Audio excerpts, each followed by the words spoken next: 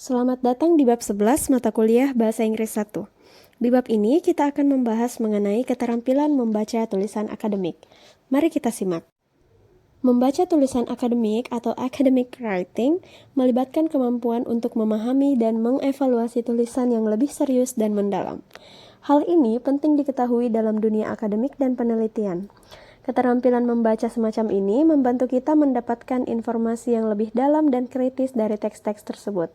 Ketika kita membaca teks akademik adalah sebuah kewajiban untuk memahami arti dari kata-kata yang digunakan dalam teks.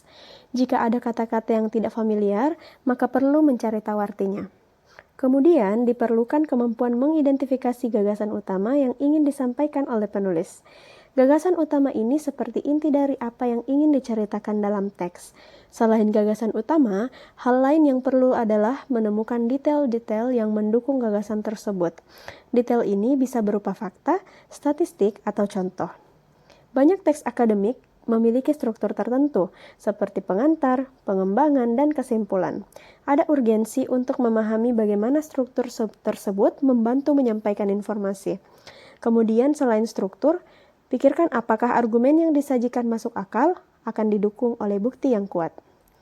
Sementara itu, membaca kutipan akademik melibatkan pemahaman mengenai di mana dan mengapa kutipan tersebut muncul dalam teks yang lebih besar. Ini membantu dalam mengaitkan kutipan dengan gagasan yang lebih luas. Jika ada kutipan dari penulis lain, pembaca harus mampu menemukan sumber aslinya untuk memahami konteksnya secara lebih lengkap.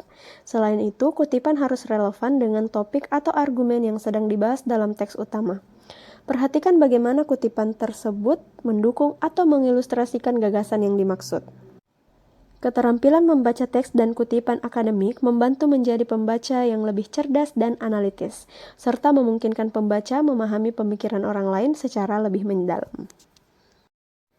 Teks akademik adalah tulisan atau teks yang dibuat oleh penulis dengan tujuan menyampaikan informasi, penelitian, analisis, atau pandangan tentang topik tertentu dengan menggunakan pendekatan yang serius, mendalam, dan cermat. Teks akademik didasarkan pada penelitian ilmiah yang telah dilakukan sebelumnya sehingga dapat dipertanggungjawabkan secara keilmuan dengan bidang-bidang ilmu pengetahuan, penelitian, dan pendidikan. Dan umumnya ditujukan kepada pembaca yang memiliki latar belakang atau minat dalam subjek yang dibahas. Teks akademik dapat berupa artikel ilmiah, yaitu tulisan berbasis penelitian yang dipublikasikan dalam jurnal ilmiah. Artikel ini biasanya melibatkan penelitian orisinal dan memiliki struktur khusus seperti pendahuluan, metodologi, hasil, dan kesimpulan. Yang kedua ada buku akademik, yaitu buku-buku yang ditulis dengan tujuan memberikan pemahaman mendalam tentang topik tertentu. Buku akademik bisa berupa buku teks, buku referensi, atau monograf. Yang ketiga ada tesis dan disertasi. Tulisan panjang yang dibuat oleh mahasiswa sebagai bagian dari program gelar tingkat lanjut atau master atau dokter. Tesis dan disertasi umumnya berfokus pada penelitian orisinal dalam bidang tertentu. Yang keempat adalah makalah konferensi, yaitu tulisan yang dipresentasikan dalam konferensi ilmiah atau seminar untuk berbagi penemuan, ide, atau hasil penelitian terbaru.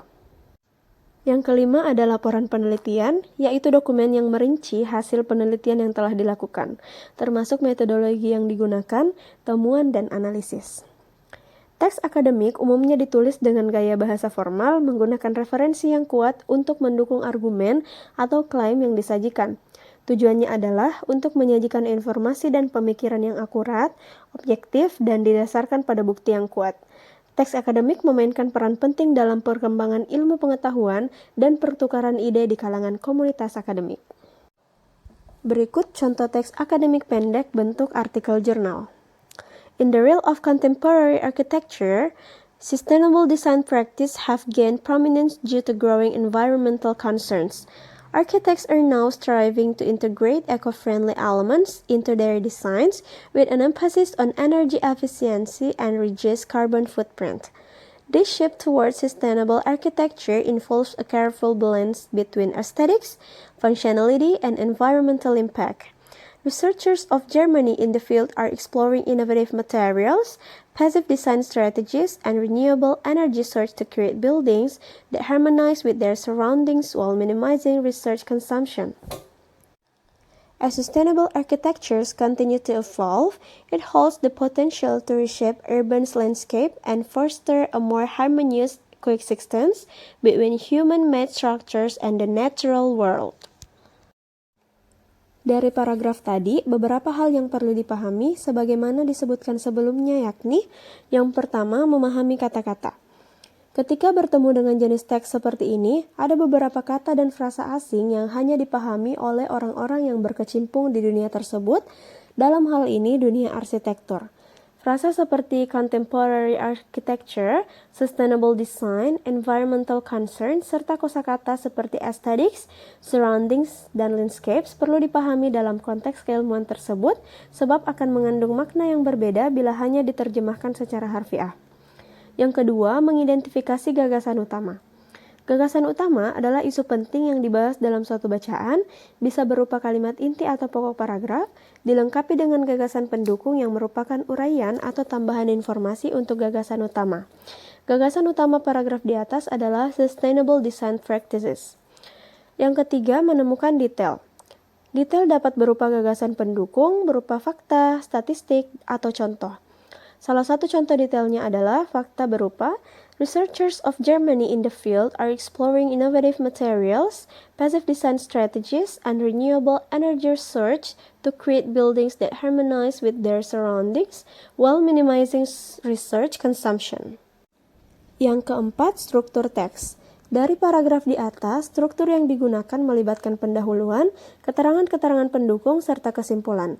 Pendahuluan dimulai dari kalimat, in the realm of contemporary architecture, sustainable design practices have gained prominence due to growing environmental concerns, dan dikembangkan dengan kalimat-kalimat pendukung. Architects are now striving to integrate eco-friendly elements into their designs with an emphasis on energy efficiency and reduced carbon footprint. This shift towards sustainable architecture involves a careful balance between aesthetics, functionality, and environmental impact. Research of Germany in the field are exploring innovative materials, passive design strategies, and renewable energy search to create buildings that harmonize with their surroundings while minimizing research consumption. Yang diakhiri dengan kesimpulan berupa, as sustainable architecture continues to evolve, it holds the potential to reshape urban landscapes and foster a more harmonious coexistence between human-made structures and the natural world. Yang kelima, membuktikan kekuatan argumen. Ketika membaca paragraf dari teks akademik, diperlukan kemampuan membaca yang komprehensif untuk menganalisa argumen yang dipaparkan. Hal ini termasuk menginterpretasi tulisan tersebut, melakukan riset tambahan, membandingkan dengan teks lain, hingga mencari referensi yang tepat. Maka untuk paragraf di atas perlu dilakukan kegiatan membaca intensif untuk mengetahui kekuatan argumennya. Kutipan akademik adalah penggunaan langsung atau tidak langsung dari tulisan, data, gagasan, atau pendapat dari sumber-sumber teks yang dianggap otoritatif atau kredibel dalam konteks akademik. Kutipan ini digunakan untuk mendukung, menguatkan, atau memberikan bukti pada argumen, analisis, atau tulisan sendiri. Penggunaan kutipan akademik penting dalam menunjukkan bahwa pendapat atau informasi yang disampaikan didasarkan pada penelitian atau pemikiran orang lain yang sudah diakui dalam bidang ilmu tertentu. Ada dua jenis kutipan utama. Yang pertama, kutipan langsung atau direct quotation, yaitu secara tepat mengulang kata-kata atau kalimat dari sumber asli. Kutipan langsung biasanya ditempatkan di dalam tanda kutip dan diikuti oleh informasi rinci mengenai sumbernya seperti nama penulis, tahun penerbitan, dan nomor halaman. Yang kedua, ada kutipan tidak langsung atau paraphrasing, yaitu menyampaikan ide atau informasi dari sumber asli dengan kata-kata sendiri. Meskipun tidak menggunakan kutipan langsung, penulis tetap perlu memberikan kredit pada sumbernya dengan menyebutkan penulis dan tahun penerbitan. Penting untuk selalu memberikan atribusi yang akurat dan jelas pada sumber kutipan, karena ini menunjukkan integritas akademik dan menghindari plagiarisme.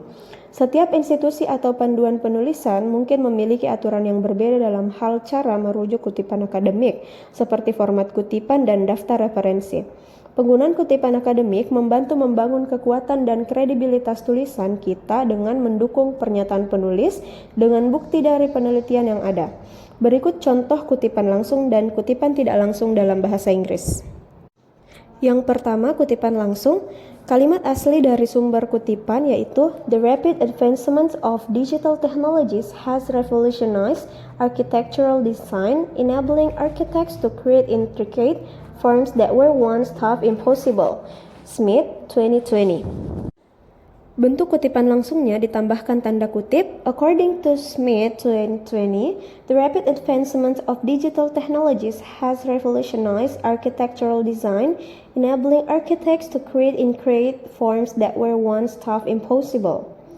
Yang kedua, kutipan tidak langsung. Kalimat asli dari sumber kutipan, architects now have access to wide array of tools that streamline the design process and allow for great experimentation. Johnson, 2018. Kutipan tidak langsungnya diparafrase menjadi Johnson, 2018, highlights the fact that architects can now utilize a variety of tools that make the design process more efficient and encourage increased experimentation. Contoh-contoh di atas bersifat hipotesis dan tidak diambil dari sumber sebenarnya. Jika menggunakan kutipan langsung atau tidak langsung dalam tulisan akademik, pastikan untuk merujuk pada sumber asli dengan benar. Demikian materi mengenai keterampilan membaca tulisan akademik. Wassalamualaikum warahmatullahi wabarakatuh.